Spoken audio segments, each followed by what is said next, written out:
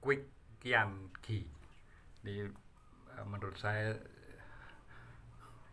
manusia langka yang dimiliki oleh Indonesia ya.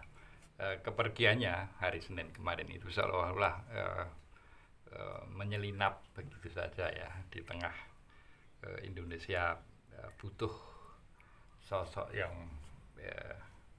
boleh dikatakan berintegritas, kemudian jujur secara akademis, itu yang pantas menjadi panutan banyak pihak, terutama di kaum birokrat dan intelektual itu. eh, Pak Kwik Kian Gi meninggalkan kita semua dalam usia 90 tahun. Nah, eh, kenapa saya sebut sebagai manusia langka? Karena dengan latar belakang pendidikan yang eh, ya lumayan prestisius, dia eh, menamatkan eh, mungkin doktoralnya ya di eh, apa itu di Erasmus Universiteit Rotterdam, Belanda. Itu 3 tahun sebelum saya lahir itu Pak Kwik sudah eh, menamatkan pendidikannya di Belanda. Nah, juga barangkali eh, latar belakang pendidikannya di Belanda itu mewarnai pemikirannya yang lebih eh, kental nuansa sosialistiknya ya. Nah ini eh, manusia langka yang bernama Pak Kwik Kian Gi ini eh, mestinya punya peluang yang sangat terbuka lebar ketika eh, seorang Kwik Kian Gi itu hendak meraih sisi duniawi yang berlimpah harta itu, tapi itu tidak menjadi hal yang menyilaukan dari Pak Kwik Kian Gi ya. Nah, pemikirannya bisa kita telusuri lewat tulisan Kwik Kian Gi yang sekali lagi itu nuansanya lebih ke sosialistik. Kalau di tulisannya di Kompas itu saya bermimpi sebagai uh, apa sebagai koruptor gitu ya. Jadi dia dengan tulisannya yang sangat lugas, mudah dicerna itu seolah-olah ingin bercerita kepada bangsa Indonesia. Seorang koruptor itu seperti doing nothing tapi bisa memperoleh keuntungan finansial yang luar biasa. Ilustrasinya misalnya seorang eksportir ya, eksportir waktu itu ada kredit ekspor gitu ya, kredit ekspor dengan bunga hanya 12%. Kemudian seorang yang seolah-olah menjadi eksportir itu mengajukan kredit ke perbankan dengan bunga hanya 12%, sementara pada saat itu suku bunga itu 22%. Maka dengan aktivitas ekspor abal-abal gitu ya ke Singapura, dan di Singapura itu juga perusahaannya sendiri, perusahaan si ahli rekayasa finansial ini, kemudian dia bisa memperoleh dokumen ekspor dan sebagainya ya.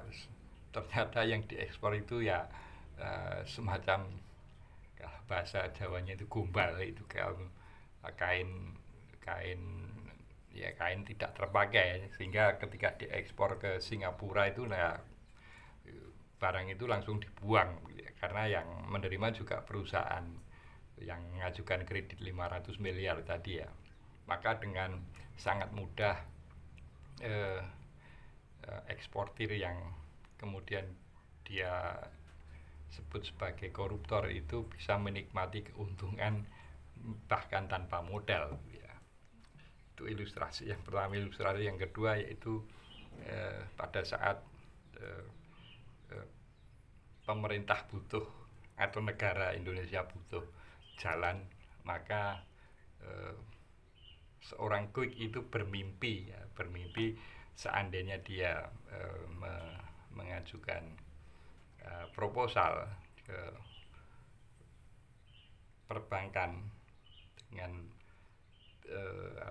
besaran 800 miliar, itu dia bisa membangun tol, kemudian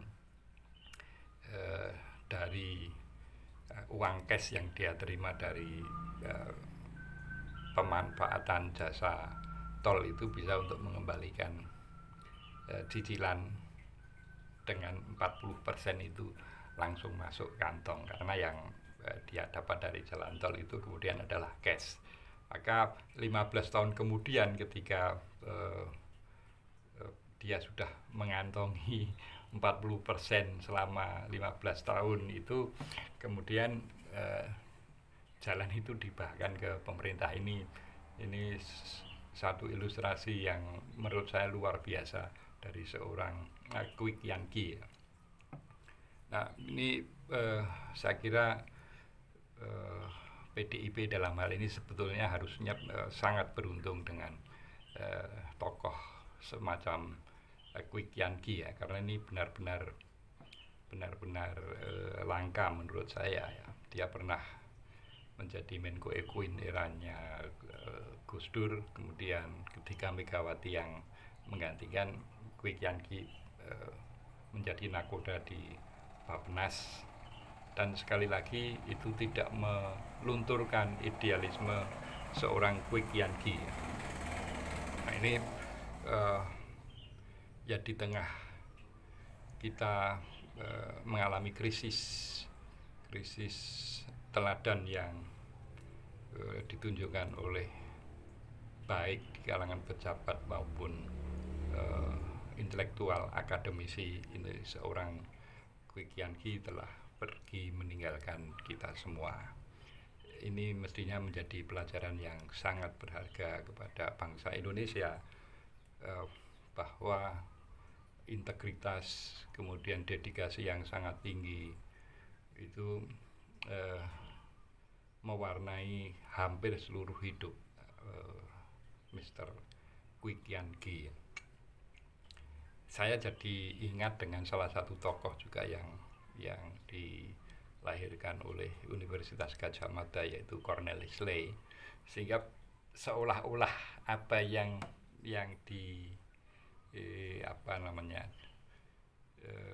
sepak terjang dari Quick Yangi ini seolah-olah mengaminkan apa yang pernah diungkapkan oleh Profesor Cornelis Ley pada pengukuhan guru besar di Universitas Gadjah Mada Fakultas Sosial dan Politik. Itu gambarannya ya menurut saya yang cocok ya Quick Yangi ini ya. Maka kepergian Quick Yangi itu benar-benar merupakan kehilangan yang sangat berharga dari rakyat Indonesia ya. Ya, apapun itu, generasi, terutama generasi muda, coba simak sepak terjang apa yang dilakukan oleh Quick Yangi ya. Jadi jangan hanya terracuni oleh hiruk pikuk media sosial, tapi tokoh-tokoh seperti Quick Yangi ini patut menjadi teladan bagi terutama generasi milenial, generasi Z, generasi Alpha gitu ya. Ini bagaimana terutama PDIP ya, PDIP di mana Quick Yangi itu menjadi aset yang harusnya sangat berharga bagi PDIP. Mestinya apa yang telah dilakukan oleh Quick Yangi ini ada penerusnya gitu ya. Ya apapun itu, kita boleh bersedih bahwa Quick Yangi sudah meninggalkan kita mudah-mudahan akan muncul Quick Yankee berikutnya. Salam konstitusi.